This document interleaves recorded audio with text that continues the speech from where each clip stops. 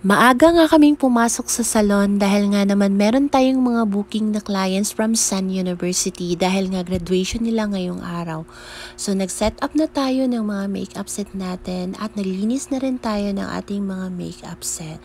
So meron na rin tayong mga bagong sponge at meron din tayong 3D lashes at syempre naglinis na rin tayo ng mga brushes. Bago ko muna ginagamit sa client ay sinasanitize ko muna yung mga gamit ko para talagang perfect at malinis yung mga gamit natin. Dapat lang talaga na malinis yung mga gamit natin dahil iba't ibang mga clients ang naka-encounter natin araw-araw. At ito na nga, si Delpa ay naglinis na rin ng salamin at si Jillian naman ay nagmamap na. So nag-extra muna si Ate Jillian wala pa silang pasok. So ayan, isa ko pala siyang stop before at nag-aral po siya ng tourism ngayon. At almost 10 AM na nga sila dumating dahil nga 1:30 PM yung kanilang graduation. So, pinaayos ko na nga yung mga hair nila sa aking mga staff. At ako naman ay nag-umpisa na mag-makeup sa ating first client. At eto na nga yung ating first client na ginawan. So, sobrang Latina ng kanyang look, guys. At syempre, simple makeup lang at napaka-light makeup lang yung ginawa natin. And then, ito naman yung second client natin. So, ayan. Dumating na nga yung ibang clients at nag-aantay sa atin dahil sabi ko nga first come first serve. At ito rin yung isang client ay nagpalinis muna ng kanyang kamay.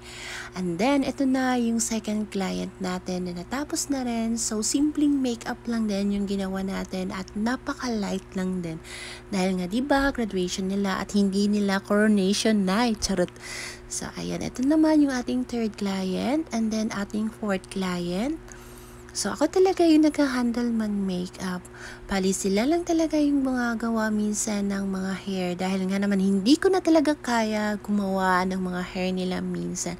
At ayan, kumain na rin ako dahil nga nagutom na ang lola nyo. At ayan, meron nang pumasok na magpa-iron.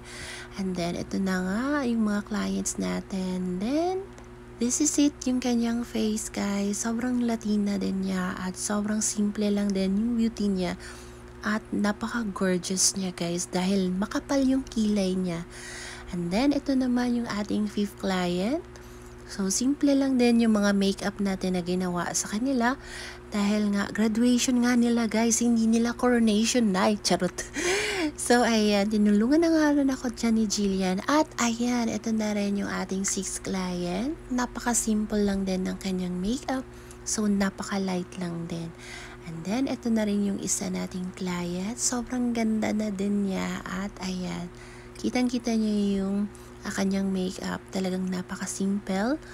And then, this is the 7th client natin. Ayan, parang siyang Barbie doll na buhay. Charis.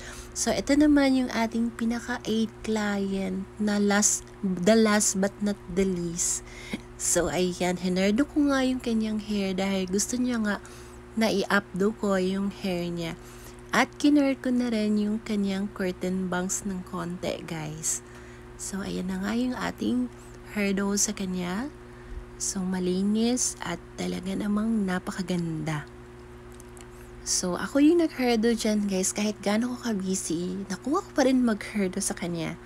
So, ayan, kitang-kita nyo yung kilay niya. Ang ganda. And then, maraming salamat sa inyo. God bless you all and bye!